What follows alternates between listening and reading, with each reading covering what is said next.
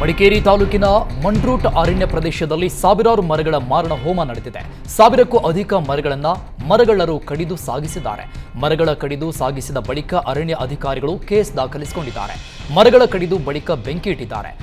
ಕೊಡಗು ಕೇರಳ ಗಡಿ ಭಾಗದಲ್ಲಿ ಇರುವ ತಲಕಾವೇರಿ ವಿಭಾಗದ ಸಂರಕ್ಷಿತ ಅರಣ್ಯದಲ್ಲಿ ಈ ಮರಗಳನ್ನು ಕಡಿದಿದ್ದಾರೆ.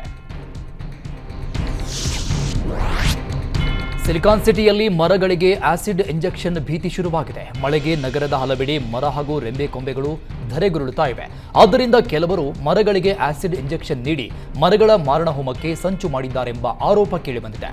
ಕೆಲವರು ನಿವೇಶನ ಮನೆಗಳಿಗೆ ತೊಂದರೆಯಾಗುತ್ತದೆ ಅಂತ ಮರಗಳನ್ನು ಕತ್ತರಿಸ್ತಾ ಇದ್ದಾರೆ. ಇತ್ತೀಚೆಗೆ ಮಲ್ಲೇಶ್ವರಂನಲ್ಲಿರುವ ಮರಗಳಿಗೆ ಆಸಿಡ್ ಇಂಜೆಕ್ಷನ್ ಹಾಕಿರುವ ಬಗ್ಗೆ ಮಾಹಿತಿ ಸಿಕ್ಕಿದೆ. ಇಂದು ಮತ್ತು ನಾಳೆ ಕರಾವಳಿ ಕರ್ನಾಟಕದಲ್ಲಿ ಭಾರೀ ಮಳೆಯಾಗಲಿದೆ ಅಂತ ಹವಾಮಾನ ಇಲಾಖೆ ಮುನ್ಸೂಚನೆ ಕೊಟ್ಟಿದೆ. ಉತ್ತರ, ದಕ್ಷಿಣ ಹಾಗೂ ಕರಾವಳಿ ಕರ್ನಾಟಕಕ್ಕೆ ಯೆಲ್ಲೋ ಅಲರ್ಟ್ ಘೋಷಣೆ ಆಗಿದೆ.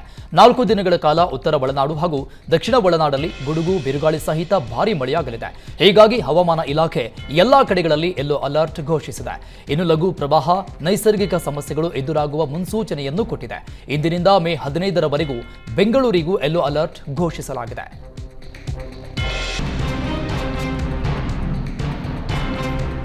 ಬೆಂಗಳೂರಲ್ಲಿ ಸುರಿದ ಧಾರಾಕಾರ ಮಳೆ 10 ಅವಾಂತರ ಸೃಷ್ಟಿಸಿದೆ. ಗಿರಿನಗರ ಮುಖ್ಯ ರಸ್ತೆಯಲ್ಲಿ ಮಳೆ ನಿಂತ ಬಳಿಕ ಕಾರಿನ ಮೇಲೆ ಬೃಹತ್ ಮರ ಬಿದ್ದಿದೆ. ಸ್ಥಳಕ್ಕೆ ಆಗಮಿಸಿದ ಬಿಬಿಎಂಪಿ ಅರಣ್ಯ ಘಟಕ ಸಿಬ್ಬಂದಿ ಮರ ತೆರವುಗೊಳಿಸಿದ್ದಾರೆ. ಈ ಘಟನೆಯಲ್ಲಿ ಯಾವುದೇ ಪ್ರಾಣಾಪಾಯ ಸಂಭವಿಸಿಲ್ಲ. ವಿಜಯಪುರದಲ್ಲಿ ಬರದಿಂದ ಕಂಗೆಟ್ಟಿದ್ದ ರೈತರು ಈಗ ಬಿರುಗಾಳಿ ಸಹಿತ ಮಳೆಯಿಂದ ಕಂಗಾಲಾಗಿದ್ದಾರೆ. ಬಿರುಗಾಳಿ ಸಹಿತ ಮಳೆಯಿಂದ ಲಿಂಬಿ ಬೆಳೆ ನಾಶವಾಗಿದೆ. ಇಂಡಿ ಪಟ್ಟಣದ ಹೊರವಲಯದ ಸಂಜೀವ ವಾಘಮೋಡಿ ಎಂಬುವರಿಗೆ ಸೇರಿದ ಲಿಂಬೆ ತೋಟದಲ್ಲಿನ ನಿಂಬೆ ಗಿಡಗಳು ಬಿರುಗಾಳಿಯಿಂದ ನೆಲಕಚ್ಚಿವೆ. ಬರದಿಂದ ಕಂಗೆಟ್ಟಿದ್ದ ರೈತನಿಗೆ ಈಗ ಬಿರುಗಾಳಿ ಸಹಿತ ಮಳೆ ಶಾಕ್ ಕೊಟ್ಟಿದೆ. ಲಕ್ಷಾಂತರ ರೂಪಾಯಿ ಖರ್ಚು ಮಾಡಿ ನಿಂಬೆ ಬೆಳೆದಿದ್ರು. ಸ್ಥಳಕ್ಕೆ ತೋಟಗಾರಿಕಾ ಅಧಿಕಾರಿ ಭೇಟಿ ಕೊಟ್ಟು ಪರಿಶೀಲನೆ ಮಾಡಬೇಕು ಅಂತ ರೈತ ಸಂಜೀವ್ ಆಗ್ರಹಿಸಿದ್ದಾರೆ. ಬೆಳಗಾವಿ ಜಿಲ್ಲೆಯ ಸಂಕೇಶ್ವರ ಪಟ್ಟಣದಲ್ಲಿ ಭಾರೀ ಮಳೆಯಾಗಿದೆ. 2 ಗಂಟೆಗಳ ಭಾರೀ ಮಳೆಗೆ ಸಂಕೇಶ್ವರ ಪಟ್ಟಣದ ಹಳ್ಳದಲ್ಲಿ ಭಾರೀ ಪ್ರಮಾಣದ ನೀರು ಬಂದಿದೆ. ಇದರಿಂದ ಹಳ್ಳದ ಪಕ್ಕದಲ್ಲೇ ವಾಹನಗಳನ್ನು ಪಾರ್ಕ್ ಮಾಡಿದ್ದ 3 ಕಾರುಗಳು ನೀರಲ್ಲಿ ಮುಳುಗಿವೆ. ಬೆಳಗಾವಿ ಜಿಲ್ಲೆಯ ಹುಕ್ಕೇರಿ ತಾಲೂಕಿನ ಸಂಕೇಶ್ವರ ಪಟ್ಟಣದ ಮಧ್ಯದಲ್ಲಿ ಹಳ್ಳ ಹರಿತಾ ಇದೆ. ದಾವಣಗೆರೆಯಲ್ಲಿ ಮಳೆಗಾಗಿ ಮಹಾರುದ್ರಯಾಗ ಮಾಡಿ ದೇವರಲ್ಲಿ ಪ್ರಾರ್ಥನೆ ಮಾಡಿದ್ದಾರೆ. ಹರಿಹರ ತಾಲೂಕಿನ ಮಲೇಬೆನ್ನೂರು ಗ್ರಾಮದ ಭದ್ರಕಾಳಿ ಸಮೇತ ಇರುವ ವೀರಭದ್ರೇಶ್ವರ ದೇವಸ್ಥಾನದಲ್ಲಿ ಯಾಗ ಮಾಡಲಾಗ್ತಿದೆ. ಮಳೆಗಾಗಿ 3 ದಿನಗಳ ಕಾಲ ನಡೆಯುವ ಈ ಮಹಾರುದ್ರಯಾಗದಲ್ಲಿ 60ಕ್ಕೂ ಹೆಚ್ಚು ಪುರೋಹಿತರು ಭಾಗಿಯಾಗಿದ್ದಾರೆ. ಬರದಿಂದ ತತ್ತರಿಸ್ತಾ ಇರುವ ಜನರಿಗೆ ವರುಣ ಕೃಪೆ ತೋರಲಿ ಅಂತ ದೇವಸ್ಥಾನದ ಆಡಳಿತ ಮಂಡಳಿ ಯಾಗ ನಡೆಸ್ತಾ ಇದೆ.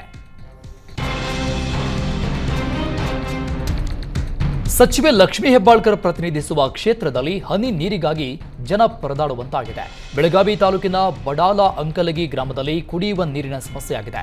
ಒಂದು ಬಿಂದಿಗೆ ನೀರಿಗಾಗಿ 2 ಕಿಲೋಮೀಟರ್ ನಡೆದುಕೊಂಡೇ ಹೋಗಬೇಕಿದೆ. ಗ್ರಾಮದಲ್ಲಿ ಇರುವ 20 ಬೋರ್ವೆಲ್ಗಳು ಸ್ಥಗಿತವಾಗಿರೋದ್ರಿಂದ ಸಮಸ್ಯೆ ಹೆಚ್ಚಾಗಿದೆ. ಪರ್ಯಾಯ ವ್ಯವಸ್ಥೆ ಮಾಡಬೇಕಿದ್ದ ಗ್ರಾಮ ಪಂಚಾಯಿತಿಯಿಂದ ನಿರ್ಲಕ್ಷ್ಯ ವಹಿಸಿದೆ. ಸದ್ಯ ಬಸವಂತ ನಾಯಕ್ ಎಂಬುವರ ಜಮೀನಿನ ಬೋರ್ವೆಲ್ ಅನ್ನೇ ಗ್ರಾಮದ ಜನ ಅವಲಂಬಿಸಿದ್ದಾರೆ. ಬಸವಂತ ನಾಯಕ್ ನೀರು ಬಿಡದೇ ಇದ್ರೆ ನಮ್ಮ ಪರಿಸ್ಥಿತಿ ಮತ್ತಷ್ಟು ಕಷ್ಟವಾಗುತ್ತೆ ಅಂತ ಜನ ಹೇಳ್ತಾ ಇದ್ದಾರೆ. ಕೊಪ್ಪಳ ಜಿಲ್ಲೆಯ ಕೊಕನೂರು ತಾಲೂಕಿನ ಎರೆಹಂಚಿನಾಳ ಗ್ರಾಮದಲ್ಲಿ ಗ್ರಾಮದೇವಿಯ ಮೂರ್ತಿ ಪ್ರತಿಷ್ಠಾಪನೆ ಕಾರ್ಯಕ್ರಮ ಅದ್ಧೂರಿಯಾಗಿ ನೆರವೇರಿತು. ಎರೆಹಂಚಿನಾಳ ಗ್ರಾಮದ ಗ್ರಾಮದೇವತೆ ಒಡೆಲಕ್ಷ್ಮೀ ದೇವಿ ಮೂರ್ತಿ ಪ್ರತಿಷ್ಠಾಪನೆ ಕಾರ್ಯಕ್ರಮ ನೆರವೇರಿಸಲಾಯಿತು. ಈ ವೇಳೆ ದೇವಿಯ ಮೂರ್ತಿಗೆ ವಿಶೇಷ ಹೋಮ ಹವನ ನೆರವೇರಿಸುವ ಮೂಲಕ ಮೂರ್ತಿ ಪ್ರತಿಷ್ಠಾಪನೆ ಮಾಡಲಾಯಿತು. ಇದಕ್ಕೂ ಪೂರ್ವದಲ್ಲಿ ಗ್ರಾಮದಲ್ಲಿ ದೇವಿಯ ಮೂರ್ತಿ ಮೆರವಣಿಗೆ ನಡೆಸಲಾಯಿತು. ಈ ವೇಳೆ ಗ್ರಾಮದಲ್ಲಿ ಭಂಡಾರ ಎರಚಲಾಯಿತು. ದೇವಿಯ ಮೆರವಣಿಗೆಯಲ್ಲಿ ಸಾವಿರಾರು ಭಕ್ತರು ಭಾಗಿಯಾಗಿದ್ದರು.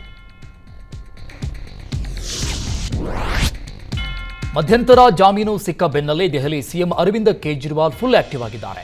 ಇಂದು ಸಂಜೆ ದೆಹಲಿಯ ಮಟಿಯಾಲಾದಲ್ಲಿ ರೋಡ್ ಶೋ ನಡೆಸಲಿದ್ದಾರೆ. ದೆಹಲಿಯ ಸಿವಿಲ್ ಲೈನ್ಸ್ನಲ್ಲಿರುವ ತಮ್ಮ ನಿವಾಸದಲ್ಲಿ ಶಾಸಕರ ಸಭೆ ನಡೆಸಲಿದ್ದಾರೆ.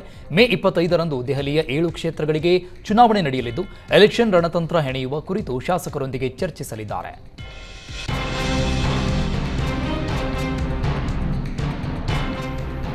ದೀದಿ ನಾಡಲ್ಲಿ ಬಿಜೆಪಿ ಭರ್ಜರಿ ಗೆಲುವಿನ ನಿರೀಕ್ಷೆಯಲ್ಲಿದೆ. ಹೀಗಾಗಿ ಬಿಜೆಪಿ ದಿಗ್ಗಜರು ಬಂಗಾಳದಲ್ಲಿ ಅಬ್ಬರದ ಪ್ರಚಾರ ಮಾಡ್ತಾ ಇದ್ದಾರೆ.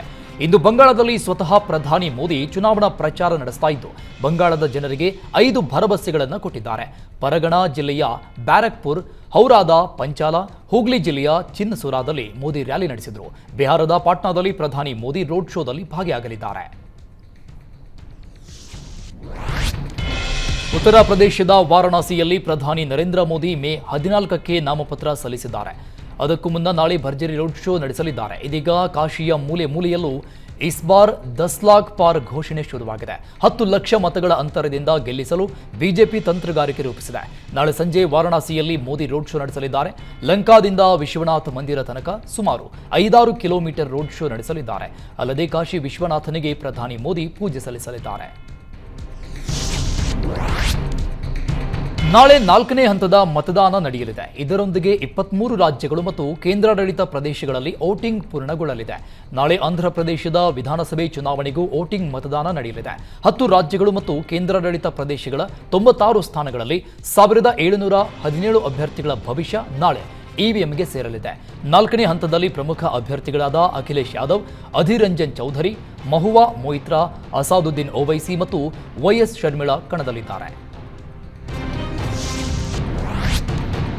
ವೈಎಸ್ಆರ್ಸಿಪಿ ಪಕ್ಷದ ಅಭ್ಯರ್ಥಿ ಪರ ಅಲ್ಲು ಅರ್ಜುನ್ ಪ್ರಚಾರ ನಡೆಸಿದ್ದಕ್ಕೆ ಪವನ್ ಕಲ್ಯಾಣ್ ಅಭಿಮಾನಿಗಳಲ್ಲಿ ಬೇಸರ ವ್ಯಕ್ತಪಡಿಸಿದ್ದಾರೆ. ಇದರ ನಡುವೆ ನೀತಿ ಸಂಹಿತೆ ಉಲ್ಲಂಘನೆ ಆರೋಪದಡಿ ನಟ ಅಲ್ಲು ಅರ್ಜುನ್ ವಿರುದ್ಧ ಕೇಸ್ ದಾಖಲಾಗಿದೆ. ಜೊತೆಗೆ ಅಭ್ಯರ್ಥಿ ರವಿಚಂದ್ರ ಕಿಶೋರ್ ರೆಡ್ಡಿ ವಿರುದ್ಧ ಪ್ರಕರಣ ದಾಖಲಾಗಿದೆ. ರವಿಚಂದ್ರ ಅವರ ನಿವಾಸಕ್ಕೆ ಬಂದಿದ್ದ ಅಲ್ಲು ಅರ್ಜುನ್ ನೋಡಲು ಅಭಿಮಾನಿಗಳು ಮತ್ತು ಬೆಂಬಲಿಗರ ಸಾಗರವೇ ಬಂದಿತ್ತು. ಇದು ಭಾರೀ ಕಾನೂನು ಮತ್ತು ಸುವ್ಯವಸ್ಥೆ ಮತ್ತು ಟ್ರಾಫಿಕ್ ಜಾಮ್ಗೆ ಕಾರಣವಾಗಿದೆ ಅಂತ ದೂರಲ್ಲಿ ಉಲ್ಲೇಖಿಸಲಾಗಿದೆ. ತಾಲಿಬಾನ್ ಆಡಳಿತದಿಂದ ಕಂಗೆಟ್ಟಿದ್ದ ಅಫ್ಘಾನಿಸ್ತಾನ ಇದೀಗ ಭೀಕರ ಪ್ರವಾಹದಿಂದ ತತ್ತರಿಸಿ ಹೋಗ್ತಾ ಇದೆ. ಉತ್ತರ ಅಫ್ಘಾನಿಸ್ತಾನದ ಹಲವೆಡೆ ಕಳೆದ 3-4 ದಿನಗಳಿಂದ ಭಾರಿ ಮಳೆಯಾಗ್ತಾ ಇದೆ. ಹೀಗಾಗಿ ನದಿಗಳು ಉಕ್ಕಿ ಹರಿತಾ ಇವೆ. ಭಾರಿ ಮಳೆಯಿಂದಾಗಿ ಜನವಸತಿ ಪ್ರದೇಶಗಳು ಸಂಪೂರ್ಣವಾಗಿ ಜಲಾವೃತವಾಗಿದ್ದು ಜನಜೀವನ ಅಸ್ತವ್ಯಸ್ತವಾಗಿದೆ. ಪ್ರವಾಹದಿಂದಾಗಿ 300ಕ್ಕೂ ಹೆಚ್ಚು ಮಂದಿ ಸಾವನ್ನಪ್ಪಿದ್ದಾರಂತೆ. 2011 ಮನೆಗಳು ನಾಶವಾಗಿದೆ. 2800 ಮನೆಗಳು ಹಾನಿಗೊಳಗಾಗಿವೆ.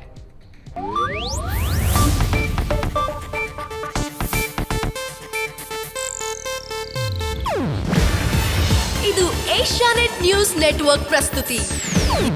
ನೀವು ನೋಡ್ತಿದ್ದೀರಾ ಏಷ್ಯಾನೆಟ್ ಸುವರ್ಣ ನ್ಯೂಸ್.